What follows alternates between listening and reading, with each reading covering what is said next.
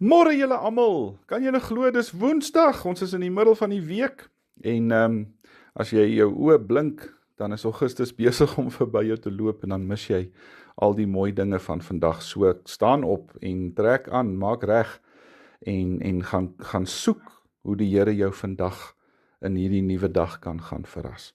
Is so lekker om vanmôre saam met julle te kuier. En dan lees ek vanoggend vir julle uit Filippense 4 vers 13. Baie bekende vers. Paulus sê ek is tot alles in staat deur hom wat vir my krag gee. En wonder ek myself, is jy dalk moeg vanmôre? Baie keer word ons moeg. Baie keer word ons afgemat. Maar weet julle, daar's net nuwe krag vir hulle wat op die Here vertrou.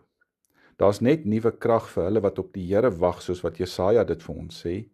Daar's net nuwe krag sonder twyfel as ek daai lewenspad loop. En so as jy dalk nou gisterand ook nie lekker geslaap het nie, of as jy deur die week begin moed verloor, of as jy soos ou Israel letterlik sê, ek moet nuwe krag soek om te gaan volhard, ek moet dit soek om te kan hardloop sonder om moeg te raak, dan gee die Here vanmôre vir ons Jesaja 40 ook.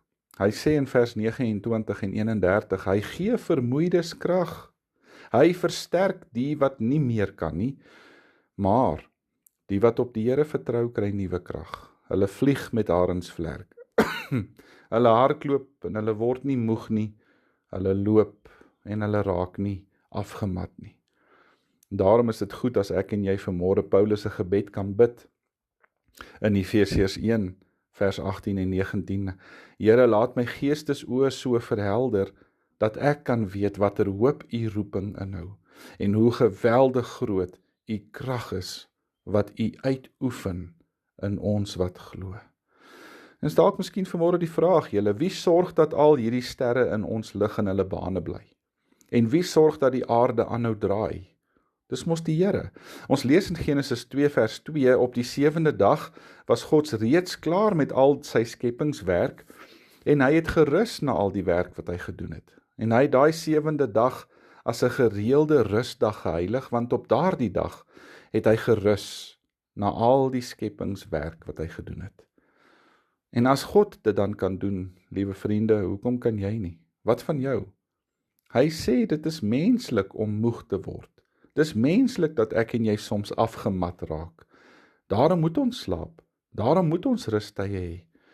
Daarom moet ons ook tye van ontspanning inbou en stil word voor die Here. So moenie vanmôre dink jy moet so hypergeestelik wees, want disippels van die Here word nooit moeg nie, of hulle raak nooit afgemat nie. Dis 'n skewe gedagte van disippelskap en Christen wees. Kinders van die Here word ook moeg, maar ek en jy kan ons krag gaan vind in die Here.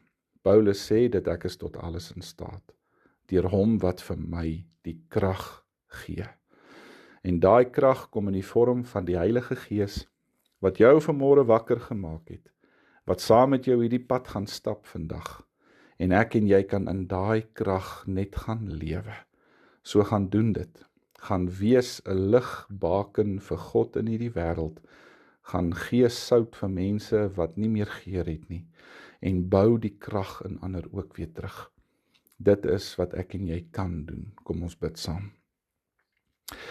Dierbare Hemelvader, dankie dat u vir my nuwe krag gee. Dankie dat ek nie hoef bekommerd te wees daaroor as ek moeg word of afgemat raak nie. Kom help my om nuwe lewenskrag te vind deur die Heilige Gees wat in my woon, sodat ek saam met u kan leef. Ek vra dit in Jesus se wonderlike naam. Amen. Baie dankie julle. Ek hoop julle het 'n wonderlike en 'n geseënde dag. Môre praat ons weer. Totsiens.